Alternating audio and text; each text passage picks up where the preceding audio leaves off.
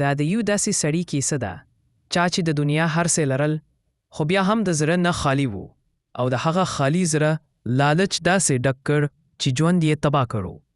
دا د خان عبدالکریم کیسه ده، یو بډای زمیندار چې د خپل کلي پاچا وو خو لالچ هغه پاچا د خاورې سره خاورې کړو.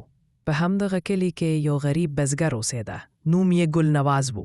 هغه به هره ورځ د خان لپاره کار کاوه، د خولې به یې ماتې دي، خو خان به ورته یوازې دومره تنخوا ورکوله چې نیمه میاشت هم نه پرې تېرېده. ګل نواز خان صاحب که لږ زیات مزد راکړي زما بچي وجې دي. خان عبدالکریم ډایلاګ قهرجن: زه دې له رحم نه یم جوړ شوی، که وجي نو مه راځه کار ته، ستا غم زه نه کوم.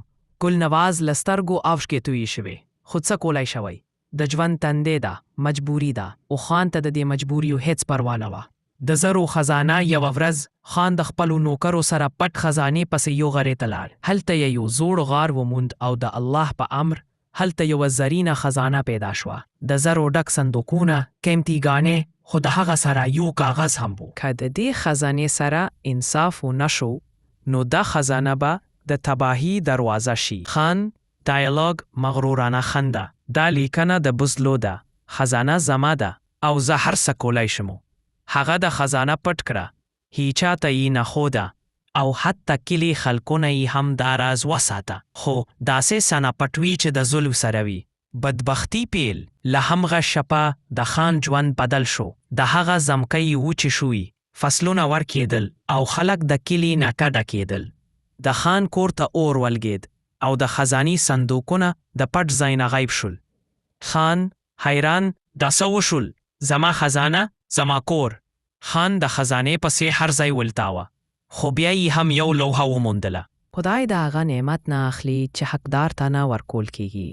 توبه او سبق خان اوس بې کوره، بې ځمکې او بې عزته شوي وو.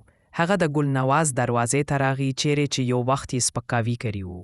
خان ډایلاګ ژړا سره: ګل نوازه ماته خواخوږي وکړه، زه خطاکار وم، ماته یو ځای راکو. ګل نواز نرم غږ: خان صاحب زه خو غریب یم خو زما زړه غټ دی، ستا ظلم مې کیر کړي، دا مې کور دی، ستا هم دی. ګل نواز هغه سړي ته بخښنه ورکړه چا چې ده ته تل غم ورکړي وو. خان له خپل لالچ نه سبق واخیست. د دا ټوله شتمني بیرته نه راغله، خو هغه څه پیدا کړل چې مخکې یې نه درلودل: سکون، رحم او ایمان. کیسه موږ ته دا ښیي چې لالچ هیڅکله هم خوشحالي نه راولي. دا دنیا تیریدونکې ده او اصل شتمني د زړه صفا، رحم او انسانیت دی. لالچ تل تباهی ته وړي. هغه څوک چې د نورو حق خوري د خپل حق نه هم بې برخې کیږي.